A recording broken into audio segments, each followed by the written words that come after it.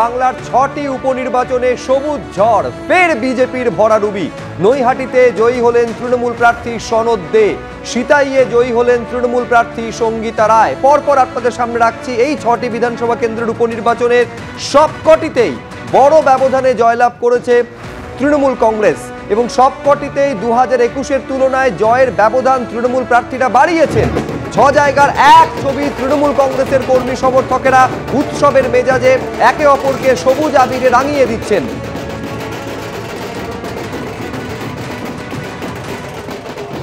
পরপর আপনাদের সামনে রাখবো নৈহাটিতে সনদ দে, প্রাপ্ত ভোট ৭৮,৭৭২।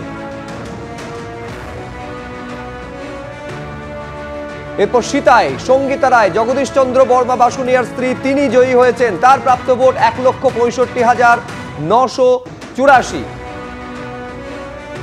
উত্তর 24 পরগনার দ্বিতীয় বিধানসভা কেন্দ্র হাড়োয়ায় শেখ রবিউল ইসলাম, তিনি জয়ী হয়েছেন, তার প্রাপ্ত ভোট ১,৪৫,৩৩৫।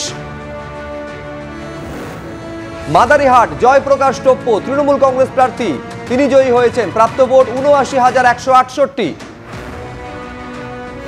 মেদিনীপুর সুজয় হাজরা, তৃণমূল কংগ্রেস প্রার্থী, জয়ী হয়েছেন, তার প্রাপ্ত ভোট ১,১৫,১০৪।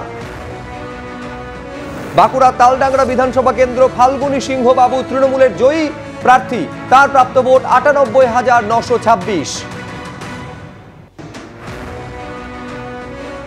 আর ওই উপনির্বাচনে তৃণমূল ৬-৬, বিরোধীরা একেবারে শূন্য, বিজেপি শূন্য। কিন্তু কত ভোট তারা পেয়েছে আপনাদের সামনে রাখবো। নৈহাটি তৃণমূল ৭৮,৭৭২ ভোট পেয়েছে, বিজেপি ২৯,৪৯৫, সিপিআইএমএল প্রার্থী ভোট পেয়েছেন ৭,৫৯৩। হাড়োয়া তৃণমূল প্রার্থী পেয়েছেন ১,৪৫,৩৩৫ ভোট, আর আইএসএফ প্রার্থী ২৪,৬২৬ vote.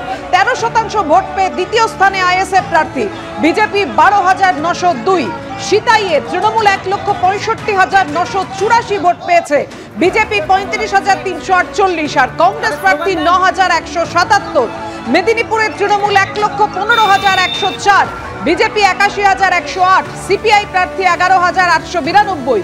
Taldangra Trinamool ৯৮,৯২৬, BJP ৬৪,৮৪৪টি vote পেয়েছে, সিপিএম ভোট পেয়েছে ১৫,৪৩০।